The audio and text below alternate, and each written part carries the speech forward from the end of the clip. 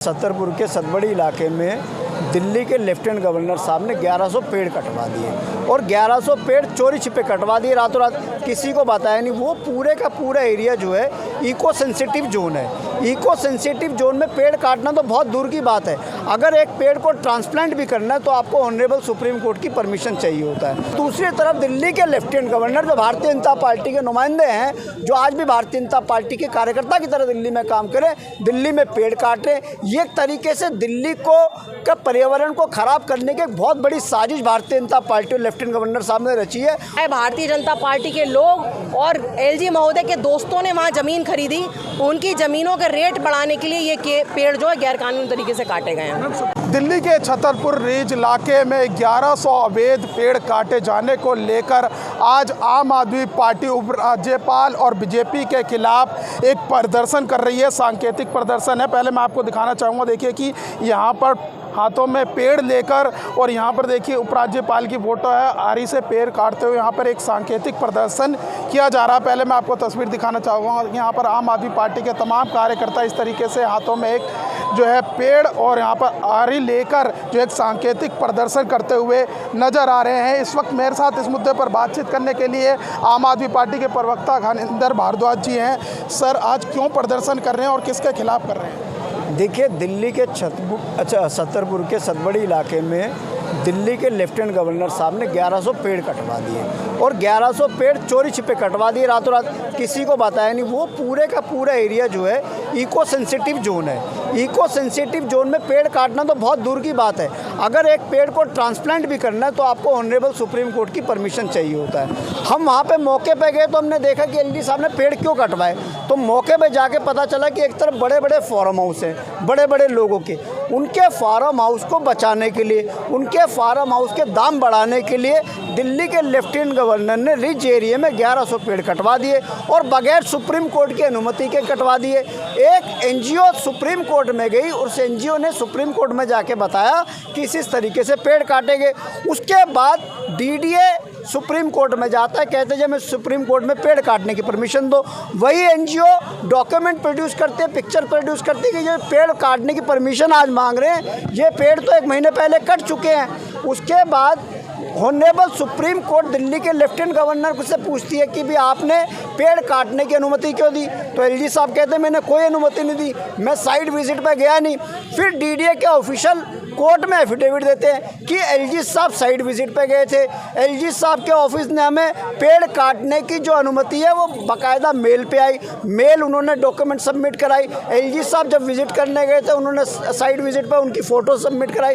उसके बाद honourable supreme court ने दिल्ली के एलजी को लताड़ लगाते हुए ये कहा कि दिल्ली का एलजी कोई जुडिशरी से ऊपर है, दिल्ली का एलजी कोई सुप्रीम कोर्ट से ऊपर है।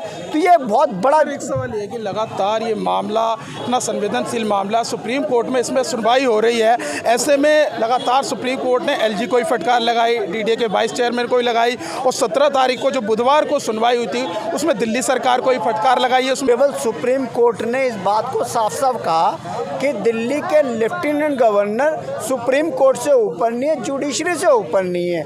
और 1100 पेड़ एक साथ काटे गए, बगैर परमिशन के काटे गए। डीडीए के ऑफिशियल्स का कोर्ट में बयान है कि हमने एलजी साहब की परमिशन के बाद पेड़ काटे। एक तरफ तो अरविंद केजरीवाल जी की सरकार दिल्ली में पौधे लगा रही है, पिछले 4 सालों में हमने 4.5 करोड़ से ज़्यादा हमने दिल्ली में पौधे लगाए हैं। जब हमारी सरकार दिल्ली में बनी थी तो हमारे पास 32% ग्रीन एरिया था, हमने उसको बढ़ा के 38% कर दिया। जब से सरकार हमने टेक ओवर करी 6% हमने दिल्ली का ग्रीन एरिया बढ़ाया। और दूसरी तरफ दिल्ली के लेफ्टिनेंट गवर्नर जो भारतीय जनता पार्टी के नुमाइंदे हैं, जो आज भी भारतीय जनता पार्टी के कार्यकर्ता की तरह दिल्ली में काम करें, दिल्ली में पेड़ काटे, ये एक तरीके से दिल्ली को का पर्यावरण को खराब करने की एक बहुत बड़ी साजिश भारतीय जनता पार्टी और लेफ्टिनेंट गवर्नर साहब ने रची है।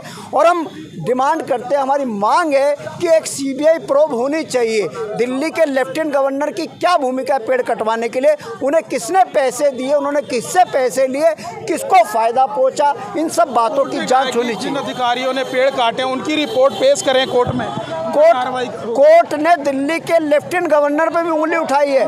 कोर्ट ने कहा है कि दिल्ली का लेफ्टिनेंट गवर्नर जुडिशरी से ऊपर नहीं है, सुप्रीम कोर्ट से ऊपर नहीं है। हमारी मांग है कि सीबीआई प्रोब हो, दिल्ली के लेफ्टिनेंट गवर्नर के खिलाफ पेड़ काटने का मुकदमा बने और दिल्ली के लेफ्टिनेंट गवर्नर से पूछताछ होनी चाहिए, इंक्वायरी होनी चाहिए कि किस दबाव में उन्होंने 1100 पेड़ कटवाए, किससे पैसे लिए, क्या डील हुई, ये दिल्ली के लोगों को जानने का हक है। लगातार डीडीए को फटकार लगाई, सुप्रीम कोर्ट ने एलजी को भी फटकार लगाई है, दिल्ली सरकार को भी। अब इस पूरे मामले को लेकर आप लोग क्या मुख्य मांग क्या कर रहे हैं? देखिए, हम लोग चाहते हैं कि इस मामले की जांच हो, क्योंकि वो जो एरिया जहाँ पे ये रोड को चौड़ी करने के लिए इन्होंने 1100 पेड़ काटे हैं, उसके आसपास किसकी ज़मीनें हैं, किसने ज़मीनें खरीदी वहाँ पे। जैसा हमें पता चला है, भारतीय जनता पार्टी के लोग और एलजी महोदय के दोस्तों ने वहाँ ज़मीन खरीदी, उनकी ज़मीनों के रेट बढ़ाने के लिए ये पेड़ जो है गैरकानूनी तरीके से काटे गए हैं। सुप्रीम कोर्ट ने कहा जिन अधिकारियों ने पेड़ काटे हैं उनकी दिल्ली सरकार रिपोर्ट पेश करे कोर्ट में। सुप्रीम कोर्ट ने कहा है तो बिल्कुल दिल्ली सरकार रिपोर्ट पेश करेगी, लेकिन सबसे पहले तो तहकीकात ये होनी चाहिए ना कि कोई भी अधिकारी अपने आप नहीं काटता है, उसको ऊपर से ऑर्डर आया, वो ऑर्डर जो है एलजी महोदय ने दिया, तो पहले तो उसकी तहकीकात होनी चाहिए। ठीक है, तो देखिए आम आदमी पार्टी की प्रवक्ता रीना गुप्ता से बातचीत कर रहे थे। पर्यावरण जैसा संवेदनशील मुद्दा है और इसको लेकर भी लगातार दिल्ली में अब सियासत हो रही है। ऐसे में आपको बता दें कि छतरपुर के रिज इलाके में 1100 अवैध पेड़ काटे गए हैं, जिसके बाद से लगातार अब डीडीए और उपराज्यपाल के खिलाफ आम आदमी पार्टी हल्ला बोल कर रही। फिलहाल इस वीडियो में बस इतना ही। बाकी खबर देखने के लिए देखते रहिए पॉलिटिशियंस इंडिया न्यूज़। धन्यवाद।